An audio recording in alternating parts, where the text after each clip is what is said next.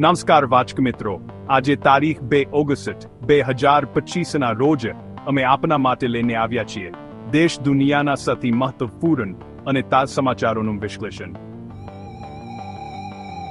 આજના અંકમાં આપને ગુજરાતના હવામાન પર વિશેષ ધ્યાન કેન્દ્રિત કરીશું, જ્યાં હવામાન નિષ્ણાતો ભારે વરસાદની આગાહી કરી રહ્યા છે અને નર્મદા ડેમની સપાટી ચિંતાજનક સ્તરે પહોંચી છે.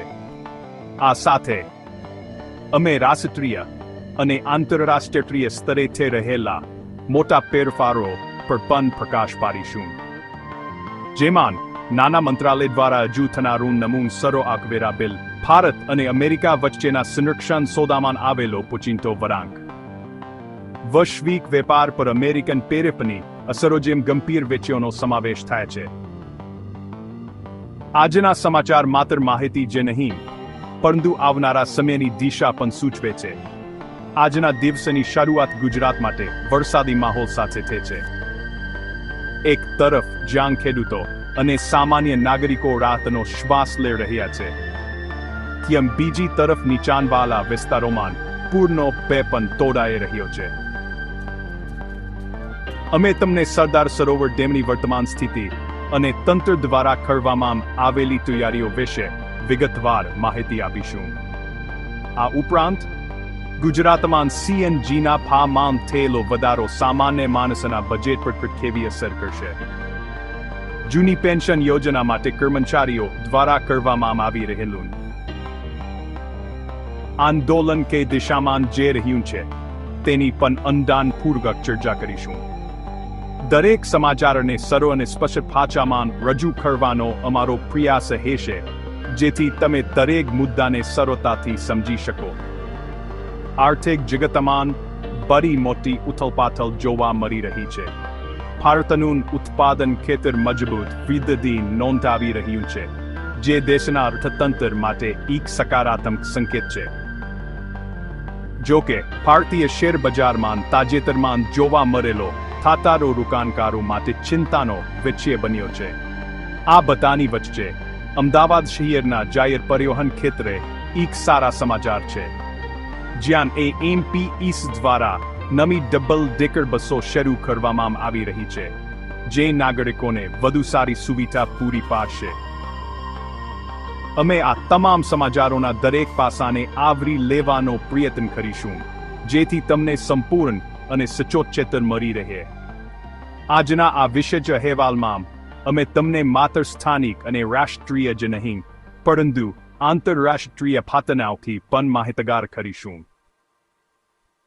અમેરિકામાં ન્યૂયોર્ક અને ન્યૂજર્સી જેવા મોટા શહેરોમાં અચાનક આવેલા પૂરને કારણે કટોકટી જેવી પરિસ્થિતિ સર્જાઈ છે, જે ક્લાઇમેટ ચેન્જની ગંભીર અસરો તરફ ઇશારો કરે છે.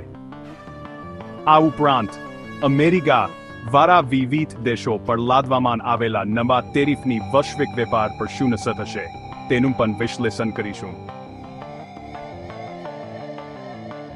તો ચાલો અમારી સાથે આજના વિસ્તૃત સમાચાર પત્રની સફર શરૂ કરીએ અને જાણીએ કે આપણી આસપાસ અને વિશ્વભરમાં શું બની રહ્યું છે. ગુજરાતમાં ચોમાસાની ઋતુ તેના બીજા તબક્કામાં પ્રવેશી ચૂકી છે, અને હવામાન વિભાગે આગામી દિવસોમાં રાજ્યના કેટલાક વિસ્તારોમાં ભારેથી અતિભારે વરસાદની આગાહી વ્યક્ત કરી છે.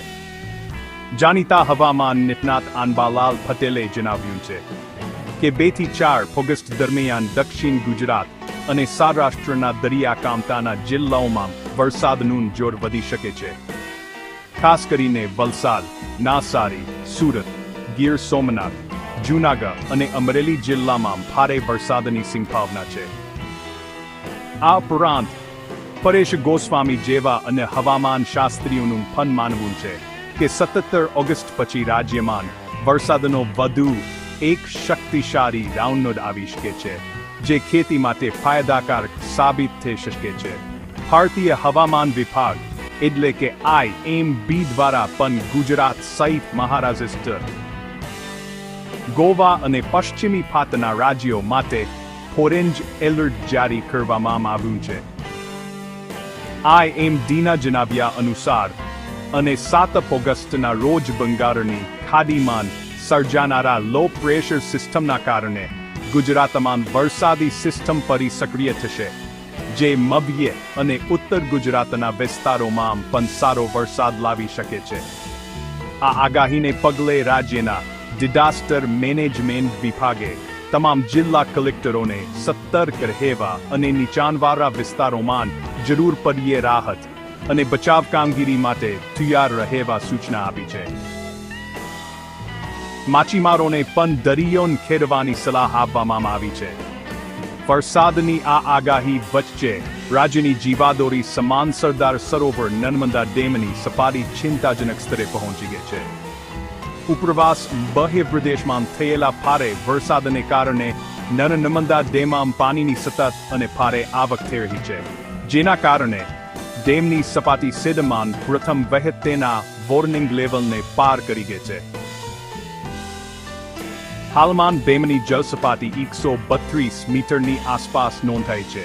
ડેમમાં પાણીની આવક 3,50,000 ક્યુસેકથી વધુ હોવાથી તંત્ર દ્વારા ડેમના 3માંથી 15 દરવાજા ખોલીને 3,30,000 ક્યુસેકથી વધુ પાણી નર્મદા નદીમાં છોડવામાં આવી રહ્યું છે, જેથી ડેમની સુરક્ષા જાળવી શકાય. નર્મદા નદીમાં પાણી છોડવામાં આવતા નદી બે કાંજે વહેતી જોવા મળી રહી છે, જેના કારણે નર્મદા, ભરૂચ અને વડોદરા જિલ્લાના નદી કાંઠે આવેલા 27થી વધુ ગામોને એલર્ટ કરવામાં આવ્યા છે. ભરૂચના ગોલ્ડન બ્રિજ ખાતે નર્મદા નદીની સપાટી ભયજનક સ્તરની નજીક પહોંચી ગઈ છે, જેના કારણે નીચાણવાળા વિસ્તારોમાં પાણી ભરાવાની આશંકા સેવાઈ રહી છે. સ્થાનિક વહીવટીતંત્ર દ્વારા નદી કિનારાના રહેવાસીઓને સુરક્ષિત સ્થળોએ ખસી જવા માટે અપીલ કરવામાં આવી છે અને DNDRની ટીમોને પણ સ્ટેન્ડ બાય પર રાખવામાં આવી છે, જેથી કોઈપણ આપાતકાલીન પરિસ્થિતિને પહોંચી વળી શકાય. ભારતીય અર્થતંત્રમાં એક મોટા સુધારા તરીકે કેન્દ્રીય નાણાં મંત્રી નિર્મલા સીતારમણ આગામી 11 ઓગસ્ટ 2025ના રોજ સંસદમાં નમૂનાવેરા બિલ રજૂ કરવા જઈ રહ્યા છે. આ બિલનો મુખ્ય ઉદ્દેશ્ય હાલના જટિલ આવકવેરા કાયદા 1961ને બદલીને તેને વધુ સરળ, સ્પષ્ટ અને કરદાતાઓ માટે અનુકૂળ બનાવવાનો છે. નવા બિલમાં કાયદાની ભાષાને સરળ બનાવવામાં આવી છે અને તેનું માળખું પુનર્ચિત કરવામાં આવ્યું છે. જૂના કાયદામાં કુલ 2,69,600 શબ્દો હતા, જે નવા બિલમાં લગભગ ગરદા કરી દેવામાં આવ્યા છે. આ ફેરફારથી કરદાતાઓ અને ટેક્સ પ્રોબેશનર્સ માટે કાયદાનું અર્થઘટન કરવું સરળ બનશે. નવા આવકવેરા બિલમાં પ્રકરણોની સંખ્યા 57થી ઘટાડીને માત્ર 23 કરવામાં આવી છે, જે કાયદાકીય માળખાને વધુ સુવ્યવસ્થિત બનાવશે. સરકારનો દાવો છે કે આ સુધારો પોપ ડુંગિંગ બિઝનેસને પ્રોત્સાહન આપશે અને કર વ્યવસ્થામાં પારદર્શિતા વધારશે. આ બિલનો મુસદ્દો પાના સમયથી તૈયાર કરવામાં આવી રહ્યો હતો અને તેમાં નિષ્ણાતો તેમજ જાહેર જનતાના સૂચનોનો પણ સમાવેશ કરવામાં આવ્યો છે. આ નવા કાયદાથી કરચોરી રોકવામાં પણ મદદ મળવાની અપેક્ષા છે, કારણ કે નિયમો વધુ સ્પષ્ટ થવાથી કાયદાકીય છટકબારીઓનો અવકાશ થશે.